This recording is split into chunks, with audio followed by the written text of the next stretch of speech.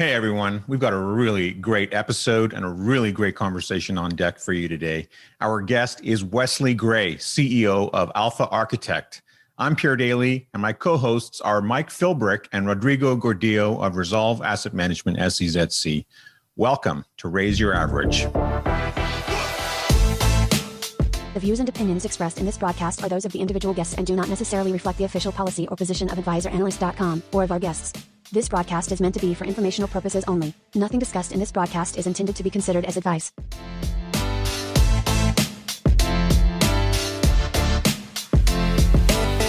Well, welcome everyone. Our guest today, we're very excited to bring you Wes Gray from Alpha Architect. Wes is the CEO of Alpha Architect, and Wes, for those of you who don't know, is also superhuman. Agreed. Wes, welcome to the show. Thanks for having me, Pierre. Honored to be here. Very excited to get a chance to have this chat with you and to hear about everything you're doing. Wes, I think maybe to kick things off, it makes sense to talk about the sort of the arc of your career, how you, where you began, where you became interested in investing, and where that led you, because it's been really sort of a varied and winding path for you, hasn't it? Yeah, it has been. And I guess I give you the nickel tour, going way back. But yeah, I mean, I basically grew up on a cattle ranch and I had to work all the time. And I basically asked my dad, like, this work sucks. Like, how do you not have to do this? And he's like, oh, you should go get educated, blah, blah, blah. Long story short, I somehow stumbled into the whole investing thing through my grandmother. When I was a kid, we used to raise like 4-H animals. And then I was like, oh man, this is amazing. You can use money to just make money. That's a lot better than like bucking hay bales all day. So that was my original incentive. Just, I hated doing manual labor all the time. And so I just wanted to get rich. And then I don't know if it's bad luck or good luck, but, went to school. I actually started liking like intellectually just investing and like, financial economics. And so when I was in college, I basically, instead of doing summer interns, I was essentially the data monkey and the programming monkey for the, the Wharton finance department. And I actually liked it. And they said, hey, you should do a PhD because this is what you do all day is just do research and like think about stuff and get paid. I was like, well, that sounds awesome. And so right after undergrad, I basically went into a PhD program and then spent a few years there. And then I also, like Mike and Rodrigo know, like I like to do crazy stuff sometimes. So I just needed to take a break from finance. So I went to the service, with like the military service, to be clear. And, was there for 4 years, came back, wrapped up my PhD, and then went out to, initially was basically a professor job, but simultaneously, I'm sure we'll get into it, I got, basically cold called by a billionaire who said, hey, I like your work. Do you want to work with us too? And then everything kind of went from there. And then eventually, I moved into full-time Alpha Architect and what we do today, which is essentially our mission is empower investors through education. So, and there's a lot of details in between there, but that's the 1 minute. So what was it that got you the cold call from the billionaire? So we had always, well, I guess me back in the day, but I used to have like a blog, like before blogging became a thing. It was like an old blog spot.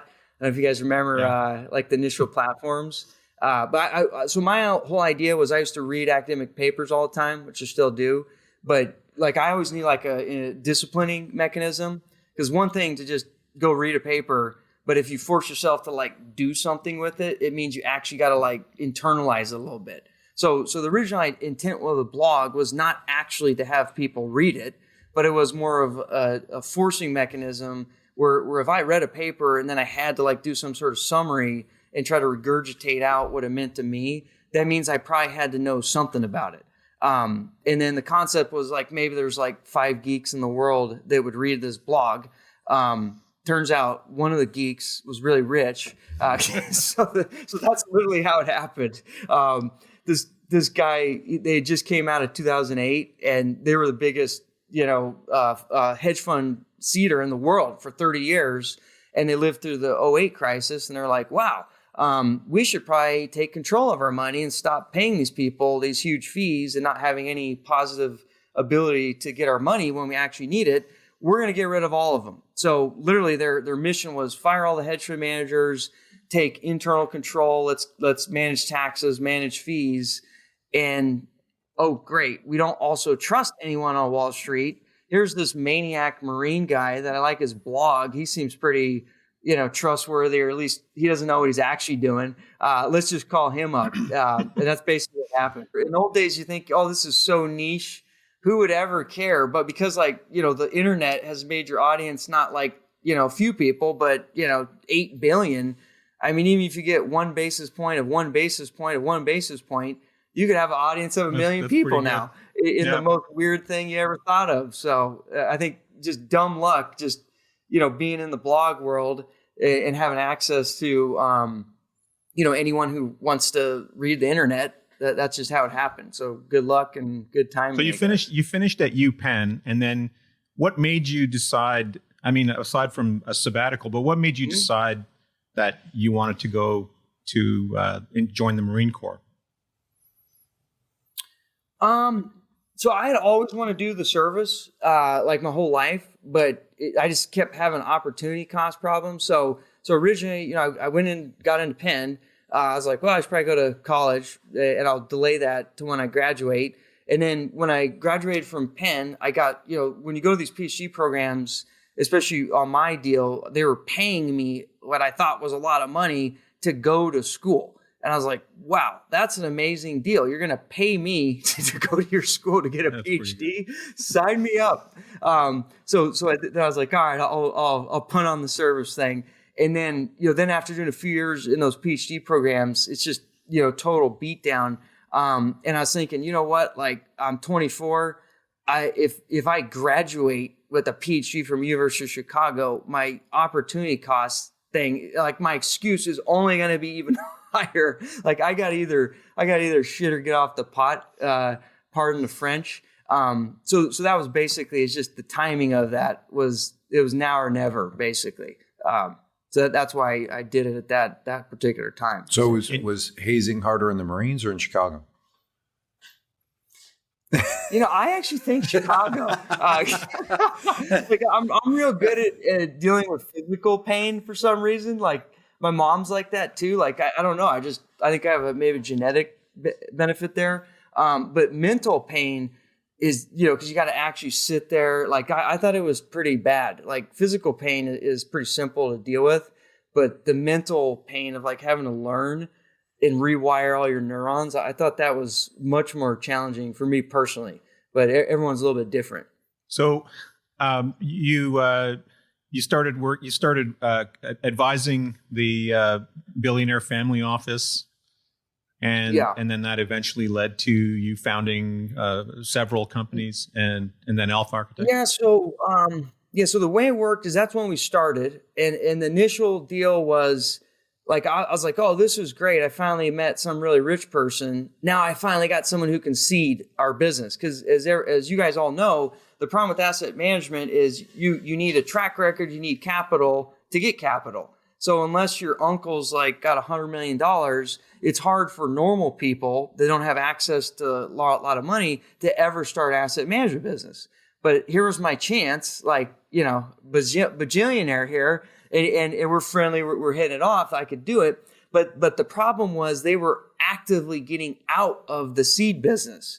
So my ask was, hey, you're about to and the dad was the one who actually controlled everything. I dealt with the son. But essentially he's like, listen, man, my dad has just gave me the mandate to get rid of all seed deals, and you want a seed deal.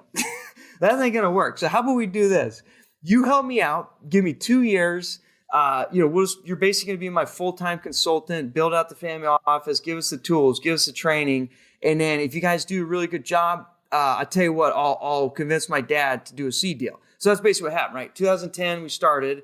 2012 is when we got our initial 20 mil seed, and then it went to 50. But it was basically a 2-year kind of prove yourself out and let's build a relationship. We'll pitch my dad. if he's cool with like making an exception to his old rule of, hey, we're getting out of seeding business, we'll get back into chips. And then, so that really got us cooking. And then just through this blog, and now everyone does this, but I don't know, just random rich people they're geeks, would reach out and say, hey, really like what you guys are doing. Sounds interesting. How do I invest with you? And so we originally did the SMAs, and we kept attracting, rich people that essentially were not very into paying taxes. And so we used to do all kinds of like tax loss harvesting and building algorithms to figure out how to optimize.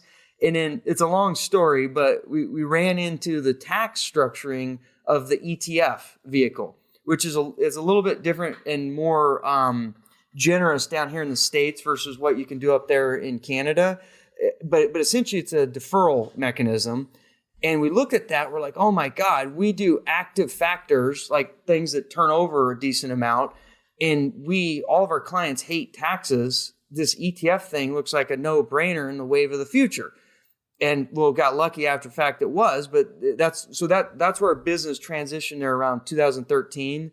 One of our clients gave us like $1 million of working capital, and we decided to get in, like transition and get into the ETF business basically. And then we started that, and pretty much the worst timing for value, top ticked it. But the end of 2014, we launched a value product after having like an amazing run the 3 years prior. And then we decided to go public in the world, and then it just, went bad ever since then. So, but it was good we got into ETFs. It's coming, though. It's coming. Clearly, it's coming, man. I don't know, man.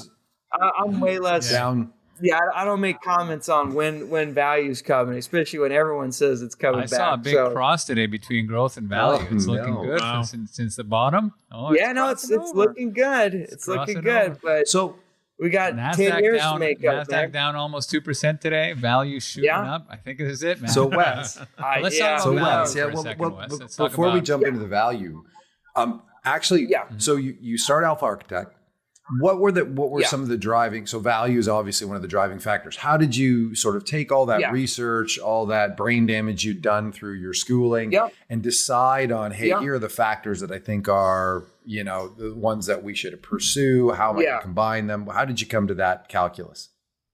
So originally in our life cycle as a firm, we were just pure research, and we studied everything, right? We have a folder on every thing you could ever think about in financial markets, because that's all we did. We weren't in asset management business. We were just pure research business. And our job was to see everything that got flung at the family office from the street, from Goldman Prop Desk or whoever, and just take it, like deconstruct it and say, hey, is this something that's actually adds value after fees, after taxes, after brain damage? So that was our original business. But then we got into asset management with the seed, and we started off with systematic value because I happen to have a book about it. That's what I'd always done my whole life. I was just value person. Like it was the only thing I believed in. That was my religion. So that's what we did because that's what I had the most faith and confidence in. And we decided to focus there. And then our problem though is we were still research minded people. So all we wanted to do is more research on like different things. So we had like prop strategies going on. We had like 50 strategies in our firm. Excuse me, got a call there. And so we had too many things going on. But then we realized like, wait a second, in asset management business, you actually need to have assets. And you got to actually focus because no one's going to believe you when you say, yeah, I understand all this shit because I've been studying it for my whole life. They're gonna be like, no way, you can't know everything about everything.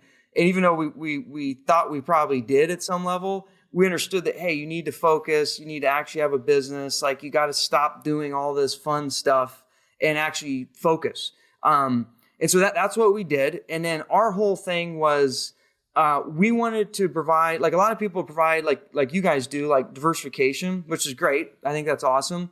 But our main issue was like, hey, I want to get the efficient frontier to expand up and to the left, i.e., I really care about expected returns because expected returns do not grow on trees for a vast majority of people that can't use leverage or have issues with leverage. And so how do I gain organic leverage through investment vehicles? Well, there's these things called factors.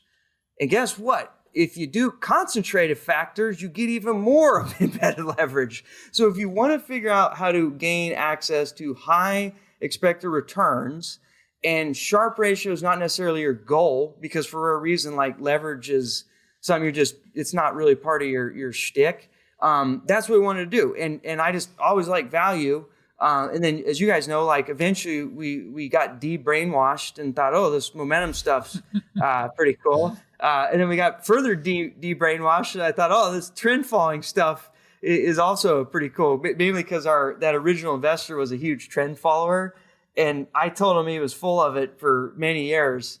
But eventually, obviously, I got convinced. And you guys do great research on that, and I'm obviously a buyer of it now, but it took me about 10 years because I am a tried and true Eugene Fama student. So the EMH was buried heavy into my brain for a long part of my life. Yeah, man. When you're part of a cult, it's really tough to get out of it. The Eugene Fama is very especially. tough. Yeah, I was so in on that cult. I'm still in on that cult. Let's try to help other people get out of a certain cult, which I think is the cult of large safety in the factor space from these very big conglomerates, right? The BlackRocks and the like. These are organizations that offer factor tilts in their portfolio.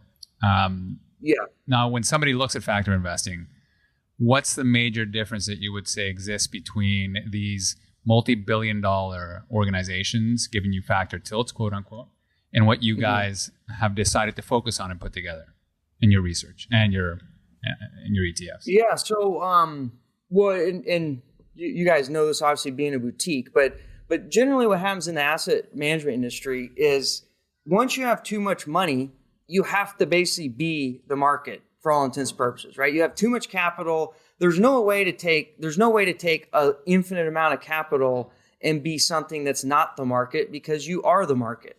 And so when you're a firm like BlackRock or Vanguard or anyone like this, where your whole business model is about how do I leverage my scale?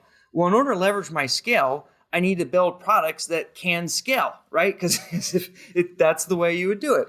And so to the extent you want to build a scalable product, it's very important that it has tons of capacity. And a lot of times you're kind of perfectly positioned to be able to deliver like market returns at the lowest cost possible. So you're going to build portfolios that are essentially market portfolios that either market cap weight or own like thousands of securities in a particular market to try to deliver that exposure cheaply, and knowing full well you have the capacity to like pour $50-100 billion in it, right?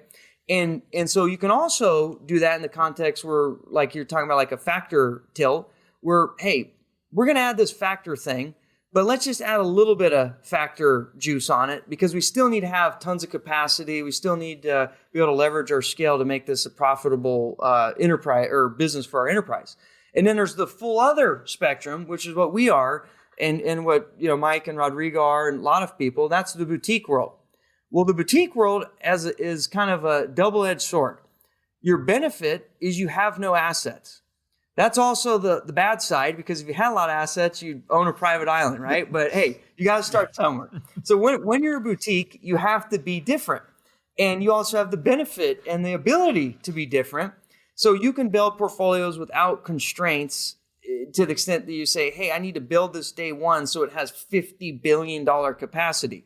I can wake up and say, I'm going to build a portfolio that might have $1 billion capacity, and I'm totally cool with that, right? And so that's what we've chosen. We've chosen the route of the boutique. And so our portfolios are much more focused and concentrated in like the pure factor exposure, knowing full well that, yeah, if you gave me $100 billion, I'd have to go do what iShares and Vanguard do too.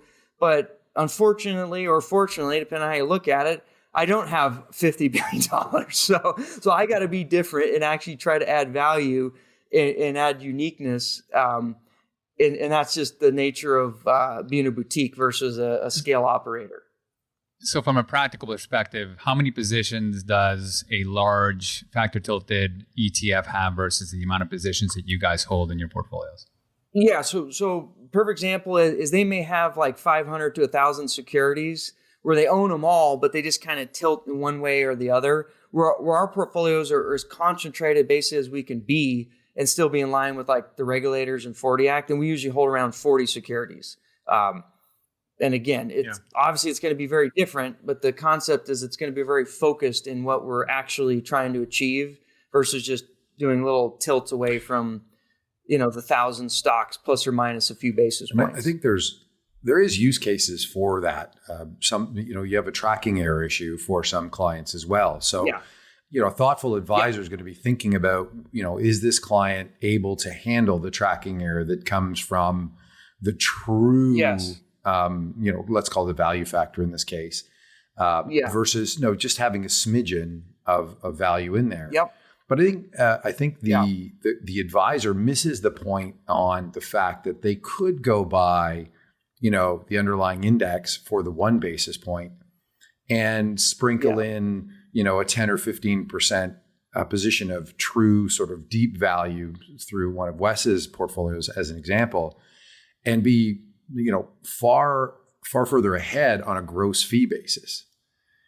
And, I think that, that's something that has to be considered. Now, some people would not be able to take the tracking error and the line item risk, of course. But maybe you can comment on that a little bit, Wes. Yeah. So that's well, as you guys know, like there's doing things rational, and then there's just dealing with reality a lot of times. So yeah, the hyper rational advisor who's trying to maximize the value proposition for their clients on an after fee, after tax, risk adjusted basis. In this theoretical world, they would do what you say. They'd say, wow, there's this, this closet index fund that's basically 95% Vanguard, 5% actually like doing something factor based, and they charge me 50 basis points. I can basically replicate that by going 90% the Vanguard fund and 10% in some concentrated fund, and the all-in cost might be 5 basis points. So you basically financial engineer to the same endpoint, but like way more efficiently, way more transparently, because you can actually see what each item is doing. You can rebalance those items. As you guys know, like the line item risk, it's super weird, right? Because everything you learn in portfolio theory is you're not supposed to think in line items. You're supposed to think in a portfolio so you can gain the benefits of like non-correlated assets and things yin while other things yanging. That's like literally what the whole financial theory is based on. And yet the whole industry is based on a reporting setup where what do you do every quarter? You go show to your client the quarterly statement. It has like every line, like this strategy, benchmark, this strategy, benchmark. And of course the client, like let's say you bought like an insurance asset. They're like, why does this thing always go down 1% a month? They're like, this is stupid. Why do we own it? Because it's in the line item. And of course, when the world blows up and it goes up 10,000%, they're like, why don't we have all our money in that thing? So I don't know why our industry has structured people to basically behaviorally be flawed and not actually be able to use actual portfolio theory, but it just is what it is. I know you guys deal with that a lot. With anytime you do anything alty or different, and you have a line item, and you're trying to pitch it like, hey, you add this in a portfolio and it adds a ton of value. People just don't care when it's losing money, basically. So, I don't know how to solve that. Well, it's the duty of the fiduciary to continue to work their clients to that end, I guess, in order to do that. That's right. And really good advisors we see do that, right? They lower the reporting cycle. We're not going to look at your portfolio every day, every month, every quarter. We're going to do it once a year. And then they keep them very focused on goals. Like, what is your goals? Not, what do you think about the CNBC commentator, which is that just keeps people focused on the end state. And then they also do their best to the extent they can within like the regulatory regime to just show the high level portfolio performance and not go into the weeds, because that actually protects the client from doing stupid decisions and allows the advisor to actually be smart about, how they think about adding different products and what have you. And so how do you think about putting these factors together as you build portfolios at Alpha Architect? Like you've got value, you've got momentum. How have you kind of thoughtfully integrated those two approaches to have sort of a gestalt?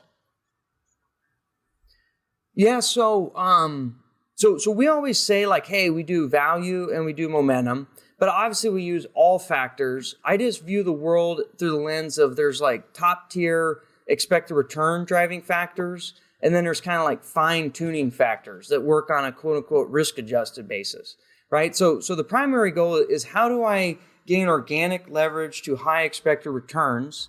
Well, I know I got to buy cheap stocks, i.e. the value factor. And of course, within our value factor strategy, a big component of that is once you've found cheap stocks, let's do equal weight construction. Let's focus very heavily on quality. So we're including indirectly like size and quality and low vol, everything that everyone likes. But we just like to emphasize like value is really at the core of what we're doing. These other things are just kind of fine tuning it to help us try to extract the biggest expected return out of that value factor.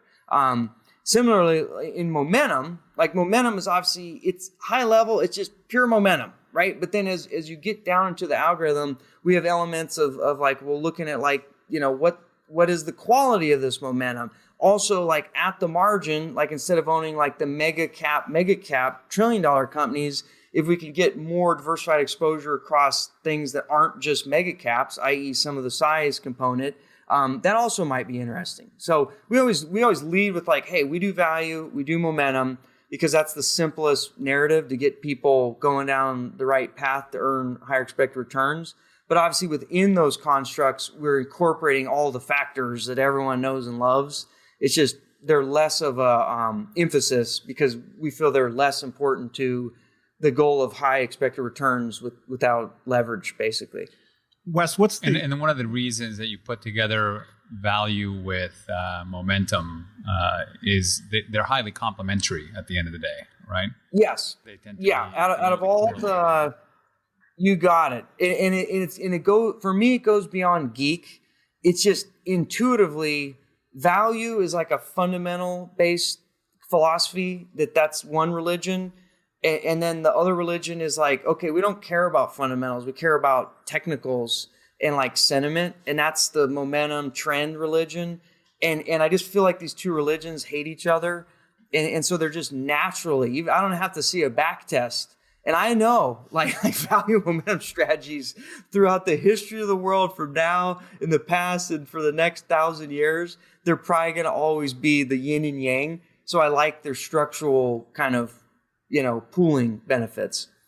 And I think this is an important point that it's so silly, but it's so important to clear up. Whenever I mention something like that to an individual investor, they say, well, hold on a second, you're buying something when the other one's losing it and the other one's losing it when you're making money on the other one. Don't you make a zero rate of return, right? And I think the key thing here is to think about it from, we like to talk about in Canada, that there are really no ski companies, right? And there are no bike companies. There's a store called Skis and Bikes, right? Because it's not that they're highly complementary to each other, but independently, they're going to have positive cash flow at the end of the year. They're going to make money. The ski company's going to make money in the winter. Bike company's going to make money in the summer. When you put them together, your cash flow smooth out. Yeah. And you get an upward slope. Yeah, that's right. The key thing is we expect a positive expected rate of return from both of these. Yes. And yet they are that is a great, generally speaking, at different point. times. That's right. You never, well, actually, the sad thing is if you really get deep geek, as you guys know, sometimes you do want to include negative expected return strategies. They have particular, benefits to them. But in general, to the normal person and what most people should focus on is anything you do in investing, if you're trying to earn money, obviously you want to make sure at the outset as a standalone, they have high positive expected returns for sure. So independently, they're both pretty good. But if they kind of balance each other out on the risk component, you might get a diversification benefit is the argument. But that's a great point. Can I just ask one more question that often comes up? Is, why are you not using growth? I thought that was a style, and growth and value are really complementary and whatnot. What's this momentum stuff? Why not focus on everybody else? Honestly, it's all semantics. I just came out of academic world where momentum, like you always want to define what you're talking about. So momentum in the context of academic research is all about price action. Now, when you go and growth is all about being the opposite of value, like it's expensive stocks. So in academic literature, value is cheapest stocks on the PE ratio, right? Growth is definitionally, I'm not saying this is right or wrong, definitionally, it's the most expensive stocks in the market. And then momentum, definitionally, is you're buying the best winners based on price action. So that's just, we call it momentum because that's what we actually focus on, is the academic version of momentum means price action positively. Now, when you mention growth, to me, where I have my academic brain on, I'm like, well, that's stupid. Why do you want to own expensive stocks?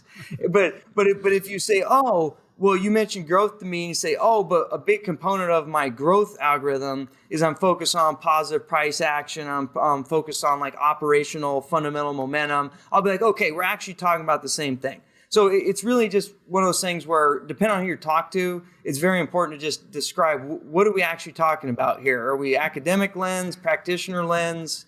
Just tell me what your definition of growth is, and then we can communicate effectively.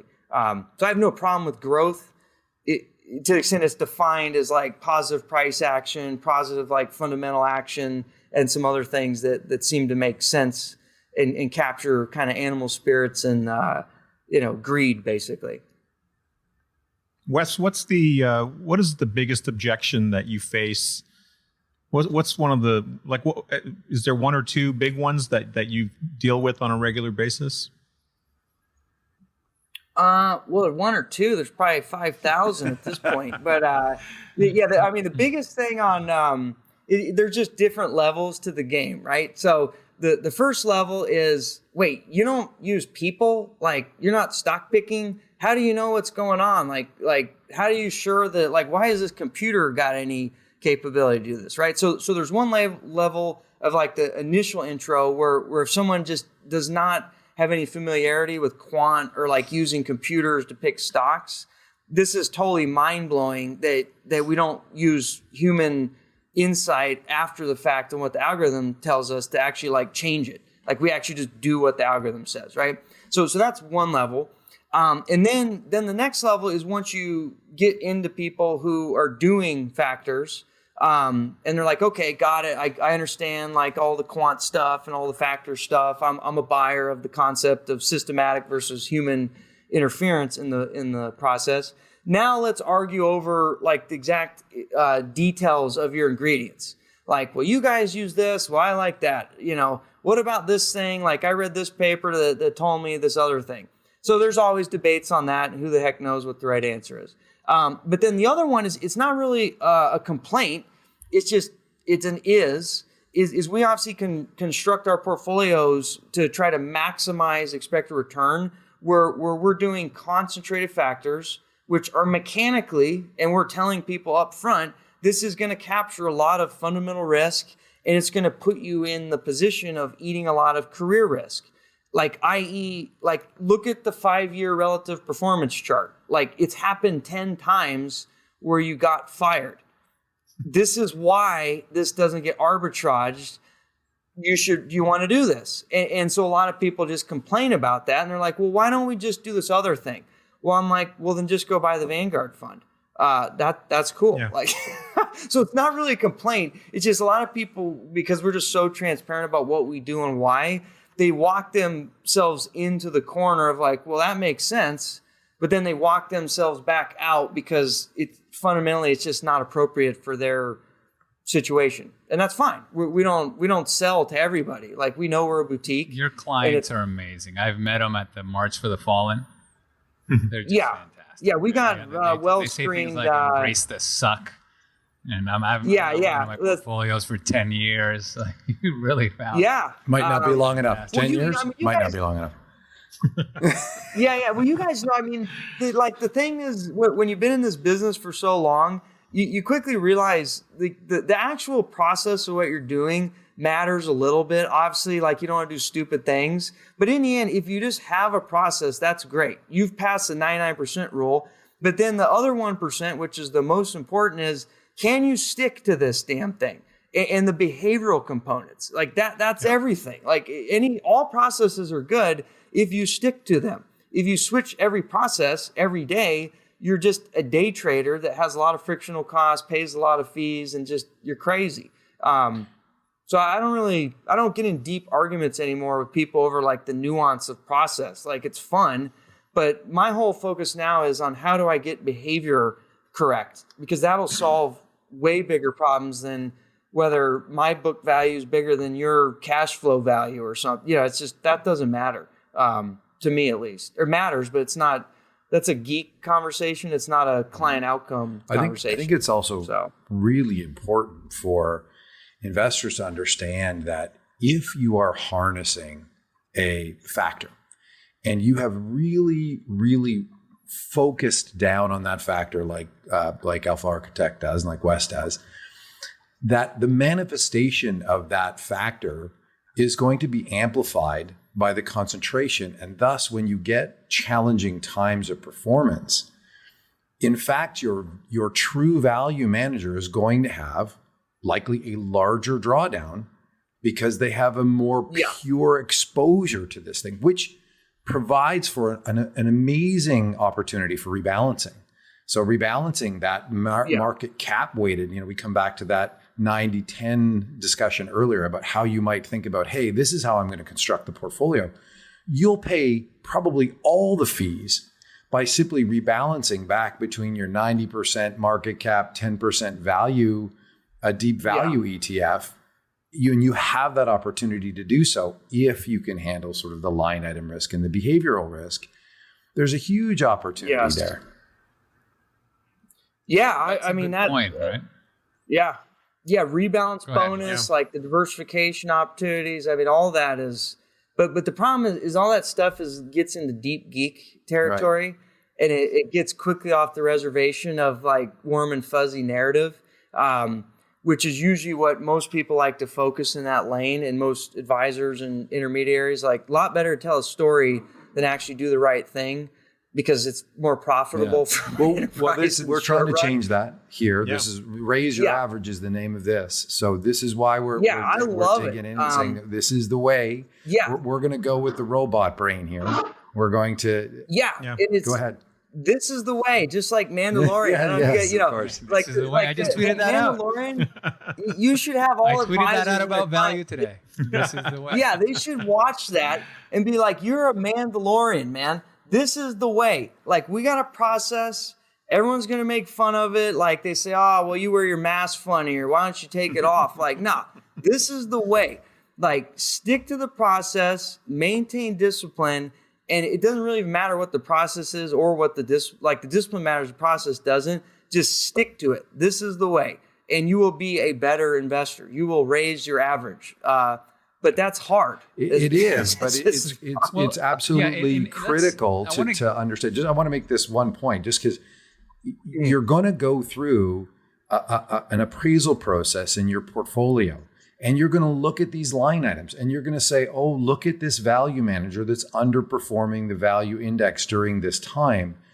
And your conclusion should be, if that process is on point, and I generally have the right factors and direction, that I actually want to own that pure value player that has actually had worse performance than even the value benchmarking index.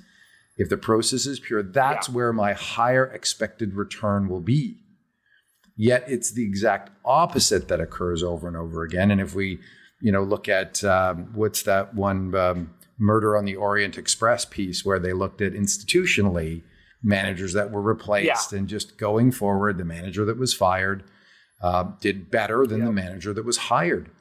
And these are the mistakes that occur regularly. They're, non-optimizers. They're not profit seeking, either because they don't know or, they're succumbing to the behavioral issues. But in either case, there's excess return there. Yeah. Can I make one point? Yeah, go for it, Rodrigo. And I want you to help me out, Wes. Because I think this is a practical takeaway for advisors, right? So right now you can get one of those big, let's say value tilted ETFs that are 50 basis points, right?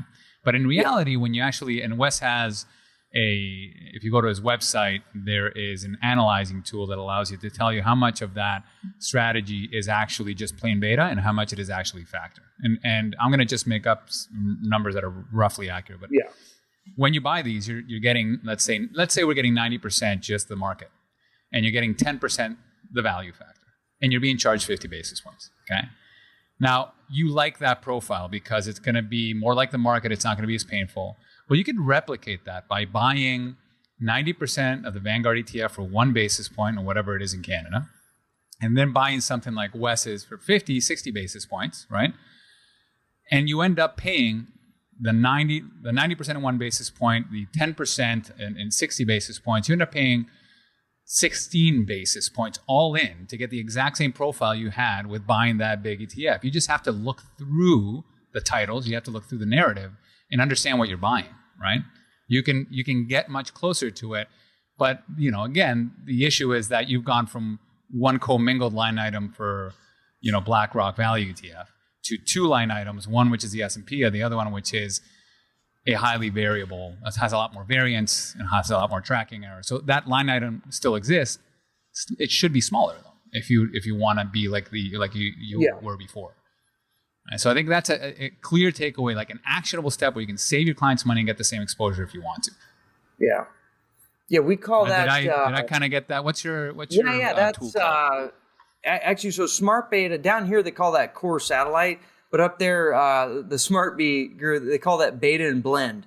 So you just take your beta and then you go with the blend and you use like super concentrated, unique kind of alternative exposures to give you collectively like a much cheaper profile, but the process wise you're achieving the same goal just for usually a third the cost. And as you guys know, being in the Canadian market down here, it's a lot more competitive in the States where advisors have gotten this message already. But when you're in Canada, like the opportunity to do the beta and blend or be a little bit smarter about how you engineer your portfolio is epic. Because I would say 90% of portfolios you see up there are like, holy cow. You ever thought about this at all? Whereas down here, you still run into that every so often, but it's much rarer occasion that you see a portfolio where it's obvious this could be improved without thinking too hard. And I think that's just probably the nature of Canadian market. It's a little bit different. And the competitive pressures are also a little bit unique versus down here. How do you think about the sector composition, Wes, as you're building these out? Do you have some guardrails on that? How do you deal with that? Yeah. So we have so that this is also where, like I was saying in quant, there's kind of like an art versus science because you can only backtest so many things till you blow your brains out. So on the sector component, the key thing with sectors is, unfortunately, unless you're running long short, like when you're long only factor investing, which is what we do, the value, a lot of these factor premiums end up being correlated with sectors in the short run. And the problem is, like, for example, if you want to do the value premium, sorry guys. So if you're trying to do the value premium, and let's just take the extreme example of like 99, right? If you do a sector neutral long only value fund, and unfortunately you got to own, let's say 50% of your book in tech. Well, when the cheapest tech firm is like 200 times earnings, that's not capturing the value premium, right? Value premium, at least as I view it through the academic lens, and I think why it works, it's the fear trade. You're buying dirtball, nasty, ugly firms that no one likes. They think they're dead. And so you pay low cost, you get a high earnings yield. And on average, it's always a little bit better than expected. And they make some extra money, right? So that's the background. And so, but there's a trade-off. You also may not want, okay, energy is really cheap. Let's do 100% energy, because you do have like a massive idiosyncratic bet, obviously, in energy. Even though, yes, it's true, that's where all the 1 PE stocks are. You probably should do that. So there's like this trade-off where we want to maximize expected returns. And unfortunately, we got to do crazy stuff, right? We can't be so benchmark hugging that we're forced to not capture the premium, because our goal is not Sharpe ratio. Our goal is expected returns organically, right? And so we've got to be able to bet sectors, but we put basically a 20% break on all of them. So you can never get too crazy, right? So we got to have some baseline, but we also got to allow ourselves, if that's where value or momentum or whatever resides, we unfortunately got to live there.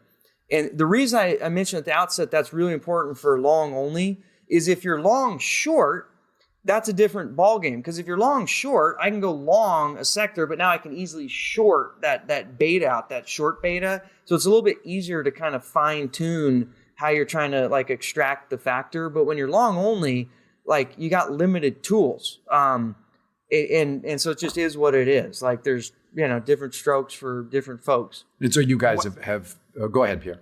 Yeah. No, it's okay. I just wanted to ask Wes, when you how do you approach the question of macro in terms of your strategies? Mm-hmm. So macro is one of those things where, I love talking about macro, and I've read tons of papers on it. We used to actually run, like one of our original research products was, or for the family was, hey, how do we use all this macro data, like almost like a big data approach? This was like in 2010 to build predictive models for expected returns. And we did that. Like I wasted so much time in my life building out like the most crazy, sophisticated timing models, trying to predict expected returns using a lot of macro data. And then I kept coming back to this damn trend following thing, probably because I was reading too many of Philbrick's blogs or something. But the issue is I have a complex with simplicity.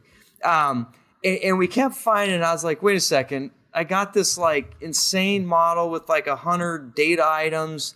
And wow, this stupid trend following thing basically does the same thing, but with way less dials. And I actually have more confidence in like kind of the fundamental reason of why it works. And so we end up scrapping all that. And so I think macro is super interesting. Love to talk about it, but both from like a qualitative perspective and a quantitative perspective, I have never been convinced that it's that great at timing or actually influencing your investment decisions, save trend.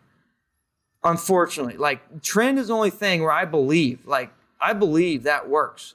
But I also believe, just like value, just like momentum, being a trend follower sucks from a career risk standpoint, because you got to not only be very different, you might got to be in cash while everyone's riding the S&P looking like a genius. And so the career risk element of trend, while empirically, obviously, it makes all the sense in the world to me, talk about a painful investment, life. It's the most unbearable. It's way worse than all. I remember when you guys were triggering that sell in March. I remember how it was like, oh my God, it's coming. This is, you guys are on Twitter, right? We're going to have to start doing something about this. Well, we hit it. And when you hit it, I was like, yeah, exactly. That's a tough gig. And it was great. You guys got out of the way, protected, right? And of course, then there's a rebound from the bottom that and also. And then you get smoked out. Exactly. Yeah. So I think trend following is the best factor in some sense, but also the worst in some sense. So, but put it all together, it's painful magic. Yeah, exactly.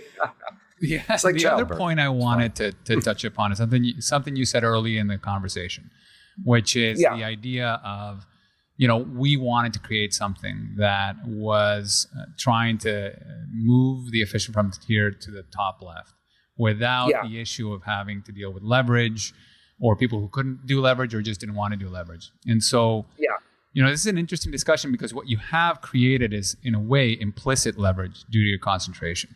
Okay, so there's, I'll give some numbers I was just kind of looking up, and then you can explain what the basis behind all of this is, right? But you can see from the recovery from March to, let's say, last week, S&P 500 was up 70-80%. I think the NASDAQ was up a bit higher.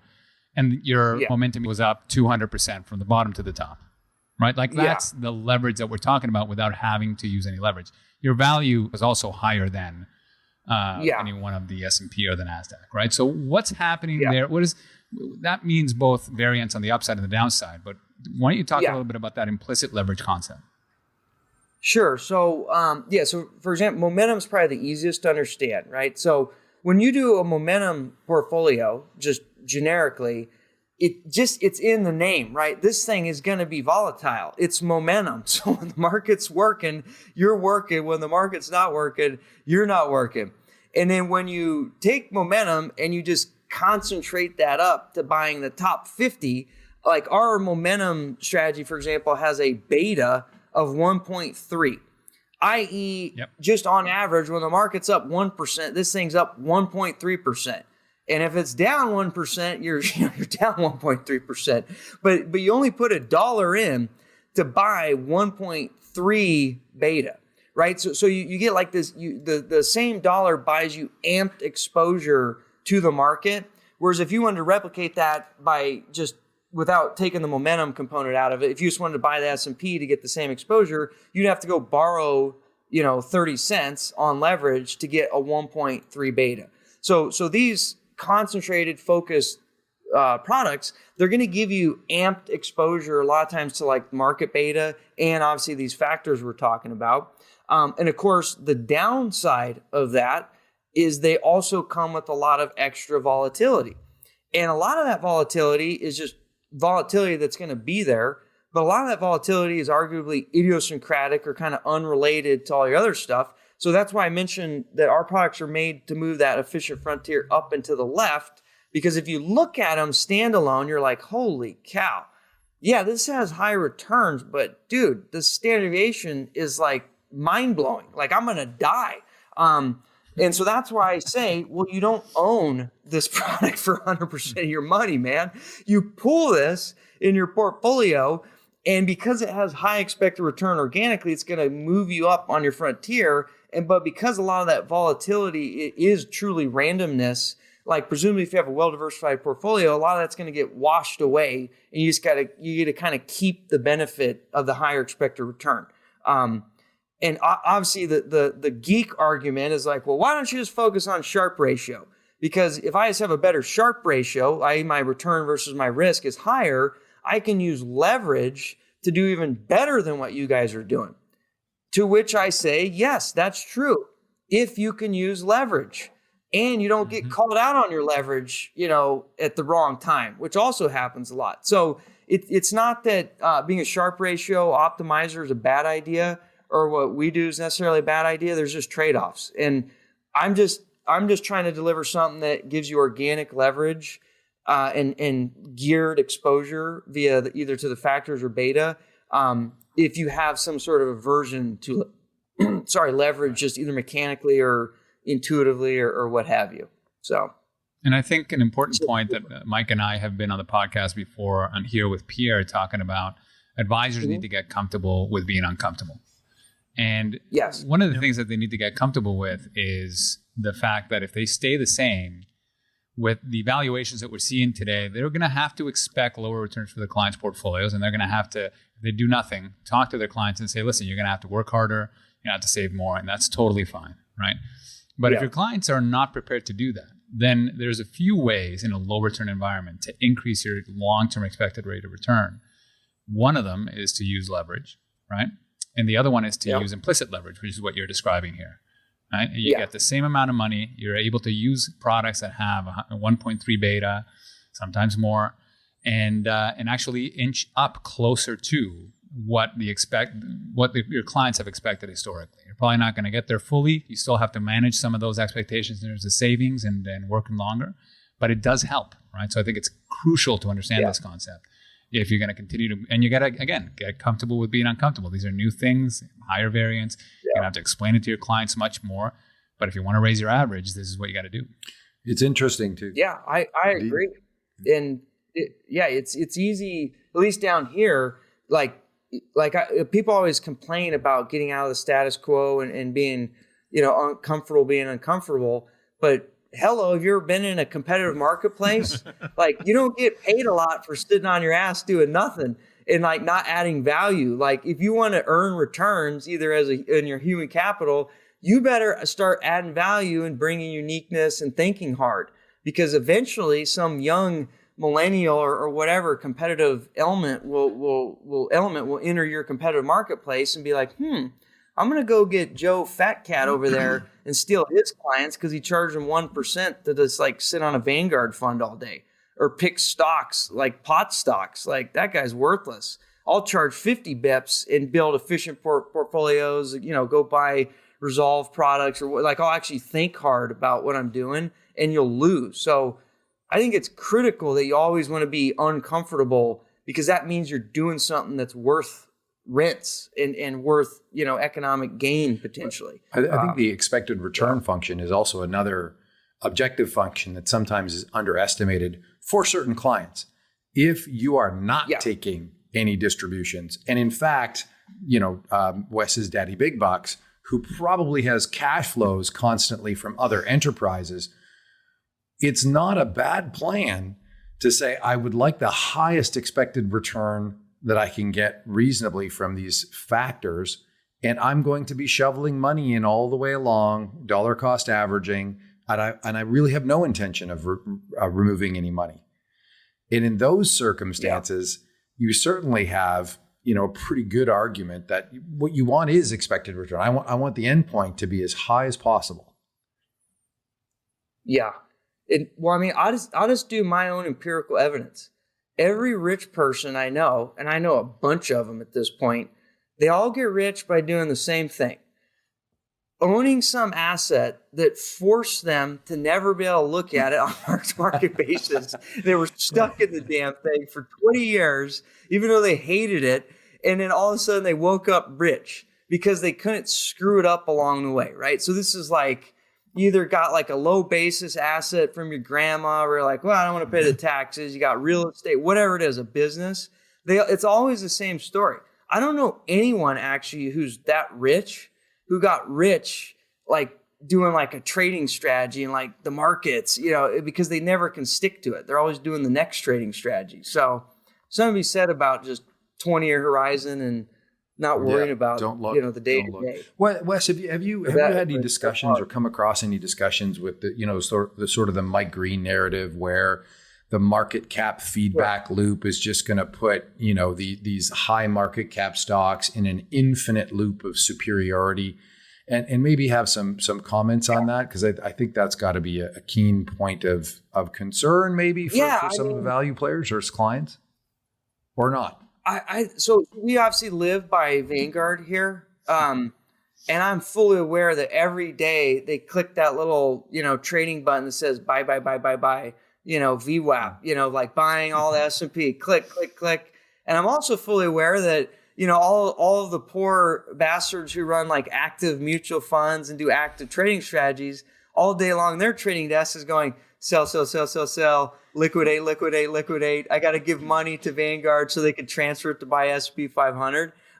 So it would be totally ridiculous and insane to not believe that supply and demand doesn't matter in financial markets. Of course it does, right? If you're selling all day long small cap value stocks and turn around and blowing it out on S&P 500 stocks, even Apple has capacity constraints, and there's going to be flows-driven price pressure. Obviously, that's always been the case.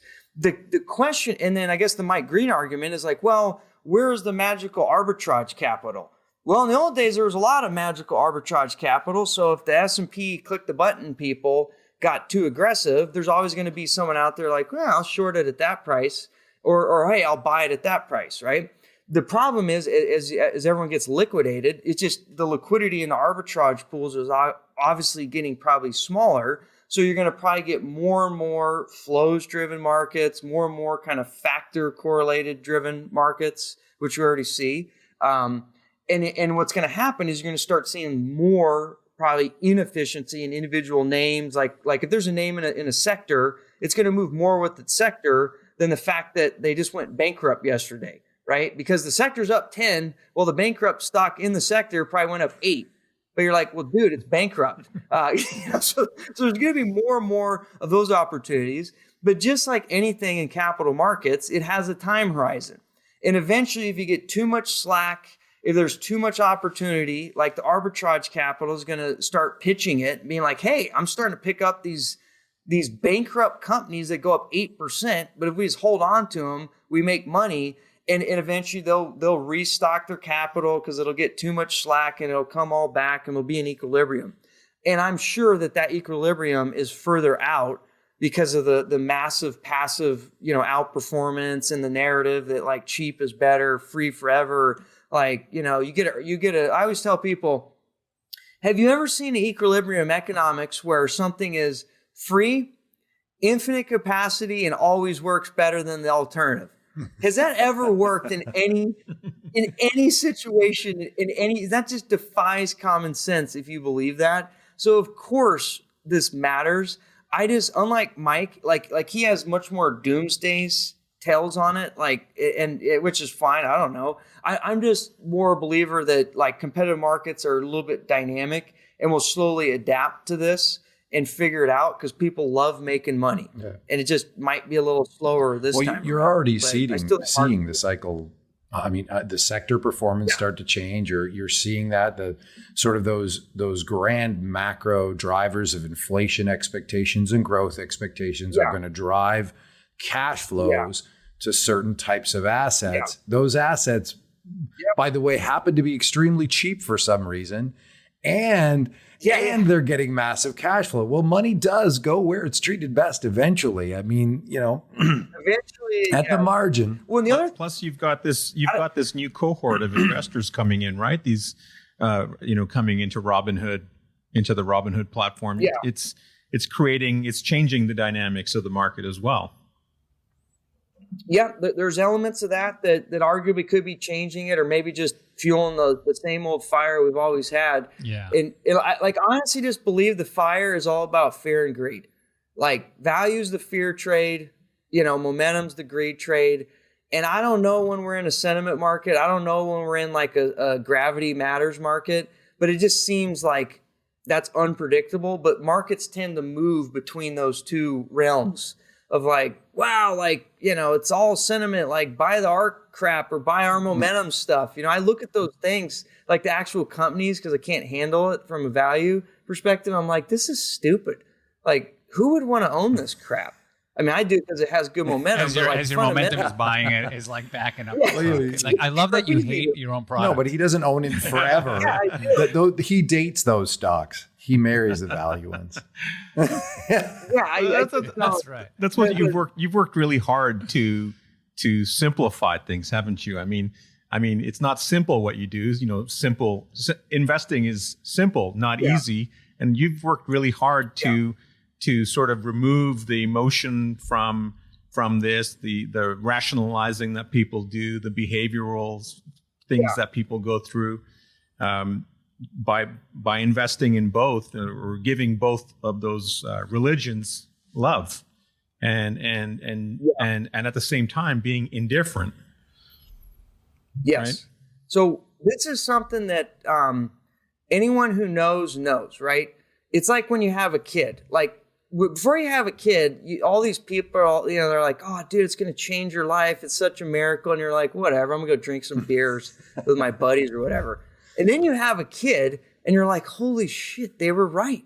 Like, it's a miracle. Like, this is unbelievable. It's same thing like in quant investing. Like, unless you've actually been in the pits, losing your hair, stressing out, and you get smoked doing stock picking, which unfortunately a lot of people are not learning this lesson because they think they're geniuses. Like, I can tell you till I'm blue in the face that, dude, just go systematic. Stop thinking about this. You'll have way less stress. You'll have way better outcomes, and your life will be better. They're not going to listen to us ever. I've learned this. It's just they have to learn, unfortunately, or I've never been able to figure out how to convince people. They got to learn their own way.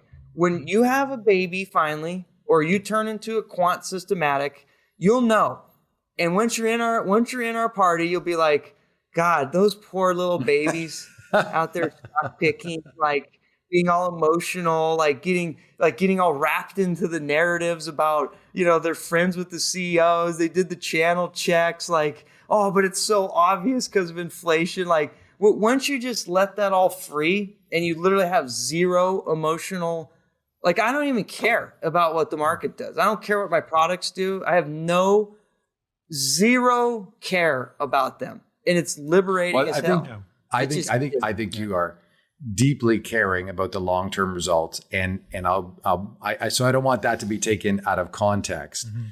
And you care about the process, and that shit happens every day, like Groundhog Day over at Alpha Architect. But the daily outcomes, which are totally random, is where you're fully disengaged. Yes, the noise, the worrying about it, like, oh my God, the momentum's up 100%. Oh my God, the momentum's down 100%. Totally irrelevant, because that process, I already know that's what it does. And like, that's a good example. Like recently, everyone's like looking at momentum, as you guys probably know, like it went on a ripper, it's been on a dipper. And I was like, that's interesting. That seems pretty crazy. And so I just went back to like the 90s and I looked at the monthly returns and I'm like, we don't even know like the magnitude like of the late 90s you're talking about, right? I even just looked for 95 to 99, just the monthly returns on like our momentum strategy. And I was like, man, if people are amazed by the ups and the downs right now, they got something coming, man. Well, you publish an index, right? You publish an index. What I always find interesting is we also have a bunch of indices that we show. And, you know, they kind of, they see the indices, they buy in, and then 6 months later, something well within the average happens. Yeah, the like, range. I can't believe that this lost as much. You saw the end. Like, just go back and take a look. This should not be a surprise. I know. Now we don't get much of that. I think one of the benefits of the work that you put out, and you know we're the same, is putting content out there and having education first, which I think is a key aspect of what Alpha Architect is about. Allows you to, when people don't believe you, and you don't have to argue with them. You can just point them to your content. I mean, and I highly recommend. I mean, Wes has written a bunch of books with his team. He has, they're continuously writing great content and they're actually reviewing other people's white papers and summarizing it for the average person so they can understand. Quick reads, accessible. You can spend days learning, and then by the time they get to us or to you, they're converts, right? They're like, I cannot believe I ever felt or thought about it in any other way but this, right? Yeah. And that's one of the greatest things that I think that you've been able to do. You make it accessible, you grab complexity, make it simpler, and then get the emotional side. That you got to embrace the suck and get your marine roots in there.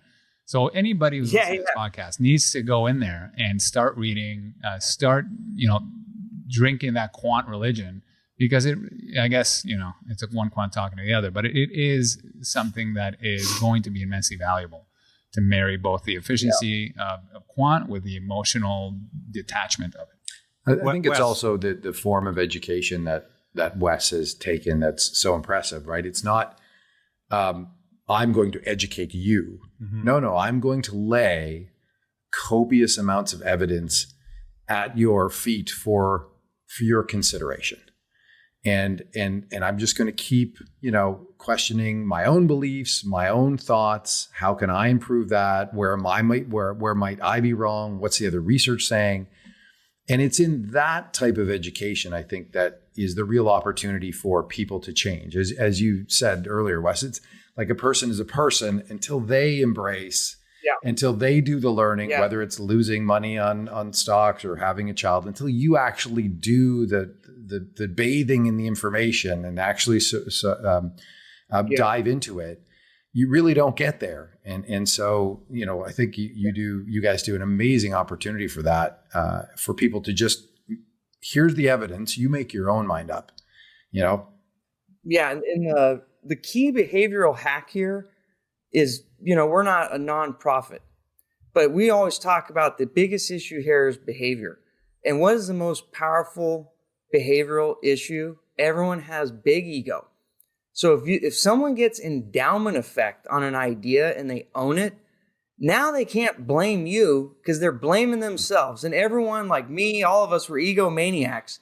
And so all this education we're doing this because we want you to engage in an active behavior that gives you ownership of this decision.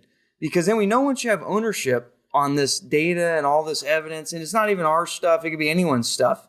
Now I know that when we engage in this battle, which is really just a battle of wits, because it's one thing if Mike sold me this really cool sounding thing. This stuff's not working. Mike's an idiot. He's gone. I'll go hire Rodrigo. He's a better looking, smarter guy. But now the problem is, you're like, better looking idiot. Like, yeah. Now I go, like, if Mike's like, hey, Wes, you should really read this. Here's 10 articles saying different things. It's not always just my stuff, but I want you to really understand this and read it back to me. And then I'll be like, God, like, that's really cool. That's a great idea. Like, Mike, you should read these papers. And you're like, well, I sent you those papers. And you're like, no, Mike, I'm sending these papers, man. This is really cool stuff. You should learn about this. And now what happens is when I buy Mike's product and it's doing its thing and it inevitably goes on a ripper, I'm like, God, I'm so smart that I hired that Mike guy. And then when it goes on a dipper, I'm like, and then you say, well, Wes, remember what you told me about how great this was? Like, remember why it worked? I'm like, God, you're right. Mike, I can't fire you, dude, because you're right. I told you that. And so now I got endowment effect. I got ego. And all we're doing is just making people, we're doing a trick on their own brain to get them to not be stupid and just stick to the program. And so that's what education is really all about. It's a way to get endowment effect on clients so they can make better decisions, because we cannot do that for them in the end. Yeah, really. they got to know the strategies at their worst. If you take the time to know a strategy at its worst, you have a chance of succeeding, because when you go through what happens at the worst point, well, you quit. That's the highest point of quitting. Yeah. Nobody ever quits at the highest point. They always quit at the terminal point, and they lock in all the risk. And they forego any future returns that they could possibly make. And so that critical juncture is that moment of discipline where you say, no, I'm going to stick with it. In fact, I'm going to rebalance, right? And I'm going to go into it heavier. Yeah. And so, that's the thing, endowment effect. Wes, at what point in your career did you decide, I don't give a shit whether they believe me or not? Yeah, so it was basically, I've always been trying to get an asset management business forever, right? And failed many times, to include a chance. I started a hedge fund in 2008. And it was actually, looking back, a genius idea that I didn't stick to. Because I literally, this is like a blueprint for how to fuck it up. Sorry. So launched this hedge fund in September 2008. Like, you can't even make up worse time than that, right? I had like $3 million. It was literally it's basically our quant value system, but it was long and short. Back in the old days, I want to be a hedge fund person. So, it was great. It's beautiful. Stuck to this program. Going into September, which you guys probably remember, is like when all those things just started blowing out. Well, first month in, did okay. But then my R2K short, because I didn't have the courage to do individual names in that market. It got called in. And I'm like, wait, the Russell 2000 can get the short called in because of no borrow? Like, that's not supposed to be possible. And I was like, well, wait a sec. So now I can't even run all my beautiful backtest long short fact. I can't even do that. It's outlawed. You can't even short bank stocks. And now I can't even short R2K. I was like, holy shit, they didn't teach me that at Chicago. Where's that in the back test? That wasn't in the test. That's not in the back test. Not in the back test. This is where I get all my alpha in my short book. And then, and of course that didn't happen. So I was like, okay, whatever. So we're going to have to I can't remember. I think we started moving to SPY. Even then, the rebate costs were insane, but I had to do something. But then it went to November, December. And we had done well because obviously we went in hedged and we didn't have exposure to the market, and we were just an absolute return thing. So this was great. The market's down a bajillion, we're down 20. But then all of a sudden, I got this bright idea. And there's all these stocks, because I used to be a penny stock value guy. And there's all these biotech selling for less than cash, and all the same stories are wow, this is a unique time in the market. It's never been better. And so I literally went to my clients. And I said, guys, we've got to stop this quant crap. I'm telling you, this is the best opportunity. I did this for 10 years, made a killing buying Ben Graham cigar butts, the whole 9 yards. So I literally transitioned the fund back to being a penny stock, deep value stock picker, right? And long only. This was in December 2008. So anyways, doing all this for the next 2 years. And then, of course, I ended up having a situation where I'm like, I don't even remember. Looking back, it's so stupid. I was 60% in one stock.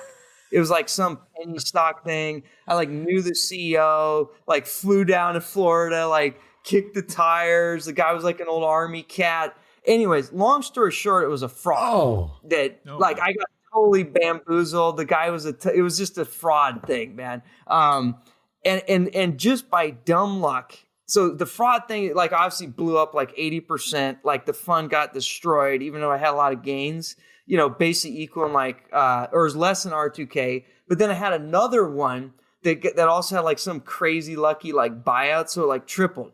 So on net, after doing all of this brain damage, I was so stressed out. I literally equaled probably R2K plus 3 times the volatility with 50x the heartburn.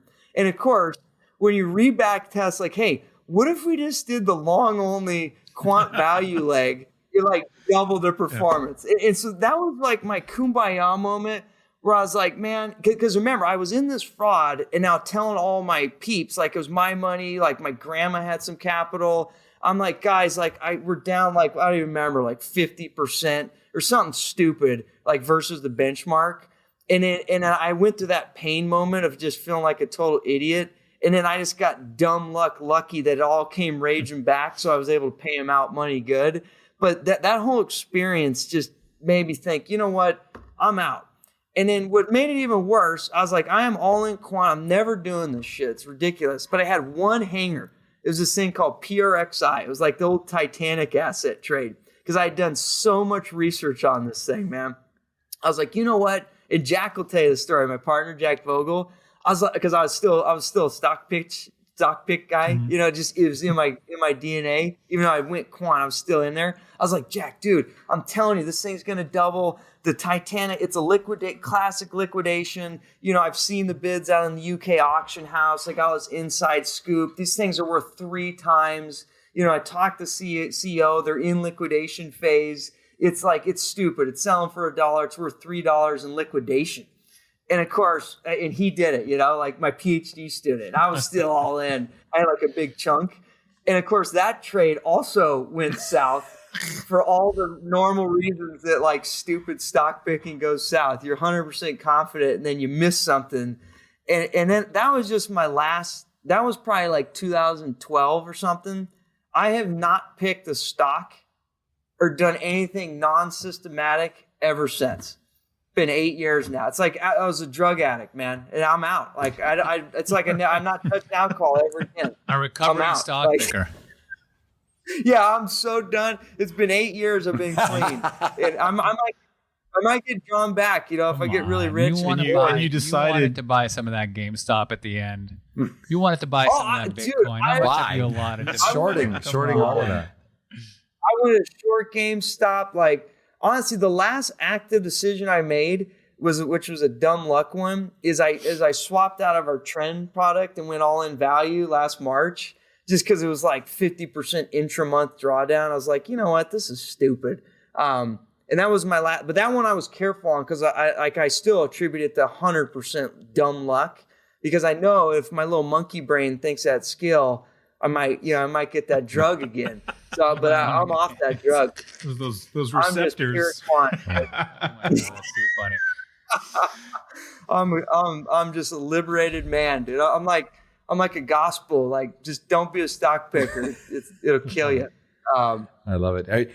So do you guys want to switch gears a little bit to the ETF structuring learnings that Wes has had for a few minutes before we wrap, or how do you guys want to go?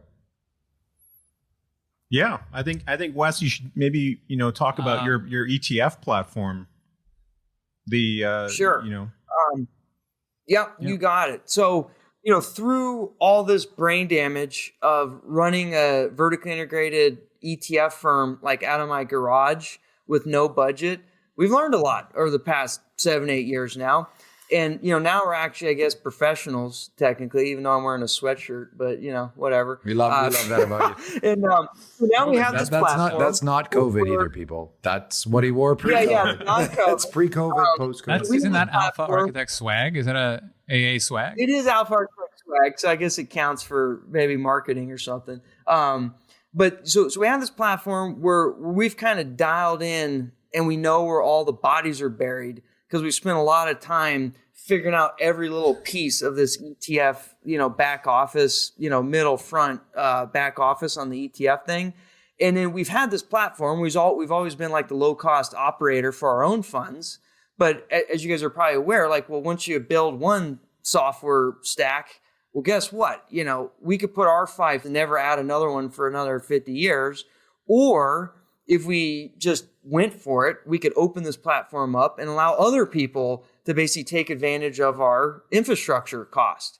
And so that's what we've been doing the last few years. And we haven't really been marketing it at all, just because we wanted to make sure, we could operationalize for a third party effectively.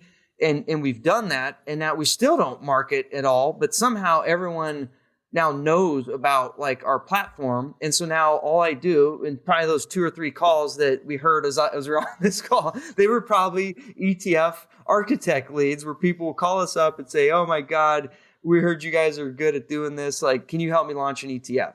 And then my job is to basically say, no, you shouldn't launch an ETF. Do you really want to join the most competitive, high CapEx, low fee business on the planet Earth? Are you insane? That's my question number one. And if they're like, no, I get it. That's just a scare tactic to make sure, are you ready for what you're about to get into? And if they're ready to get into it, all right, great. Check the box number 1. And then we'll just sit down with these entrepreneurs where if they're serious about getting this business, our platform will give them an ability to access this market very efficiently. And then we're not going to bring distribution. You got to do that. You got to be the passion. But we're going to be able to help you because we have sat in that seat for a long time and we got a lot of scars on our back. So, and we're just passionate about helping entrepreneurs out because, as you guys know, we've all been there. And so anytime you can help someone that's, wants to fulfill their dream, it's kind of you feel like you're having an impact besides just, maybe making a little bit of money here or there. So, it's a fun business and I think we're good at it. And yeah, if any of your listeners or what have you are interested in launching an ETF and they can pass that first question, are you insane? Do you really want to do this? Feel free to reach out and we'll have a conversation. So that's fantastic. It's all good. So you're based out of the US, Wes. You have a range of momentum and value and a combination of them. And then you also sub-advise here in Canada for Smart B, right? So for those Canadian investors and advisors that want to take a look at that, these concepts in action, it's available in the border or across the border for anybody that wants to feel the pain. Get that leverage. Yeah. Get that awesome diversification, that painful diversification. Yeah, if you want concentrated factors. That you get even when you don't want it. Yeah. You got it. Build efficient portfolios. You can do it up in Canada or you can do it down here. We're worldwide for North America. We're worldwide in North America. And depending on where you put the globe, it looks like we're worldwide. So alphaarchitect.com. And then what's your Twitter handle? Just Alpha Architect. Okay. And anywhere else anyone should reach out to? He's got that picture of the one suit he wore that one time. Yes. That's true. Yeah. When we got the fancy pictures I put on my suit, I was like, all right, here we go again. I saw that in your in your white paper blog. There's a photo of you wearing a tan colored suit, and the caption is Wes in a in a fancy suit. So oh, is it? Yeah, I should probably read some of my blogs. Like we have blogs now that are 11, 12 years old, and I go back to some of the old ones. I'm like, oh God, I need to rewrite that. Don't do it. This is a compliance nightmare. That one was from I think that was from a week or two ago. Okay, gotcha. All right. Yeah, I like it. That's good then. If you read an old one, let me know if it says something silly. I'll go. Oh, I thought it was hilarious. One last thing too, I'd like you to do a plug for the March for the Fallen. That's a place where we have been able to get together in the past. We weren't able to do it this last year, but we did it together apart. But maybe let everyone know what that is, and you're passionate about that too. So we look forward to making that trek in September, I guess, to Pennsylvania, the pilgrimage. Yeah. So this year, God willing, it's a live event. We'll see. Depends on what COVID does, but I think it's looking good. But it'll be late September. And as you guys know, we go up to the middle of nowhere in Pennsylvania, and I call it a direct consumer charity. It's not like meant to raise money. Like the charity itself is representing out on this 28-mile ruck march, where there's Gold Star families out there. There's actually a lot of Gold Star members actually in our financial community, unfortunately. And it's really just an opportunity to represent and let them know that we still remember their sacrifice. And, we want them to know that we're part of their team and part of their community, and we'll still remember their, fallen heroes, basically. So it's a great opportunity to hang out with good-looking guys like Mike and Rodrigo, and ugly guys like drink me beer and eat pizza. And my wife are female parent. 29 miles. There's nice women representation out there too. It's not just only maniac gorillas. It's a great event. Come on out. It's a bunch of nerds going out and pretending that they're active. It's amazing. And once everybody starts reading the quant, FinTwit space and getting to know all the personalities, they'll be starstruck once they get down to the March of the Fallen. So that's true. Definitely see if you can make it. How many hours drive from Toronto, Mike? I think it was 11. We did our drive. How many hours? I think it's 11. 11 hours down. Yeah, and if you speed like Mike did once, and I mentioned that I was going to the March for the Fallen, you can get out of that speed. You're helping out. You're helping out for a good cause. So you can speed off. Yeah, you can get down there. If people fly down to Philly, we always run like convoys out just because it's efficient to come into Philly. We'll do whatever it takes, man, to get you out there to represent. It's not meant to be onerous on like a cost basis or any of that. We take care of logistics. You even get a tour of the Alpha Architect headquarters. That's true. Yeah. You can check out Global World Headquarters, which I'm sitting in right now. I love it. I love it. Well, Wes, it's been awesome. It's always a pleasure to see you. I got one last question. Something new that I want to start doing in Raise Your Average. Yeah. Would you rather? It's a would you rather question. All right. And then followed by a why. Would you rather spend a week in the past or a week in the future? And why? Oh, man. A week in the past or a week in the future? I would honestly, I have a saying in my personal life. It's called "Welcome to the Adventure." And the problem is, if I knew the future, it wouldn't be an adventure. So I would probably spend a week in the past because I already been there. I could relive, what I already know. But I feel like I'd be cheating, and it wouldn't be welcome to the adventure. It'd be like welcome to what you already know you're about to get into and you've already experienced, which wouldn't be very interesting to me. So I'm definitely a spend a week in the past guy. But my wife would be a week in the future. She gets anxiety. Diversification. Amazing. There might be a gender bias there. I'm not sure. Yeah. So we were kind of like the value and momentum in our relationship. Love it. Same with this question, I imagine. But all good. That's a great one. I never heard that question. That made me think. Good stuff. Wes, thank you. I can't thank you. And I mean, we can't thank you enough for all of your time and your wisdom and for, the fight that you're fighting, a good fight for, simplifying investing, because it certainly isn't easy. And I think your work proves that out. But I have to say, we're probably all on the same page when I say that we love the idea that you're not trying to convince anyone of what you're doing is the right way to go. You're just doing it, and you're telling people about it, and you're educating them. And that's kind of fits in really nicely with Raise Your Average, with what we're trying to do and what Mike and Rodrigo have been doing all along. as well, which is basically talking about what they do and how they do it and how it works and how it can work for you. But I asked you that question because I wondered at what point, did you have the epiphany that you're not going to try to convince anyone of anything anymore. You're just going to do it. You're going to talk about it, and you're going to show, as opposed to trying to sell anyone on anything. And that Alpha Architect products are not for sale; they're for buying. Yes, you got it. And just to be clear, like I'm just happy to be part of this community. Like I feel this is not like this is just we're one person in the community out there that's trying to have this movement to empower investors through education. And, we all benefit. Like I read, Adam Butler's like 500 page, like white papers where I'm like, God, that guy's smart, man. Like I keep learning. I got a PhD in finance from Chicago and I just learned something. So it's everyone's involved and we just try to, we bring our shovel to the party and dig a little hole with everyone else. And, the hope, I think, is just, I'm just proud to be part of the community. And it's great that you guys got a podcast that helps, introduce your users and listeners to different people that are in our community and focus on education. So appreciate it. Well, we're proud to have you. Thank you. Thank you, Wes. You got it, guys. Good stuff. Awesome.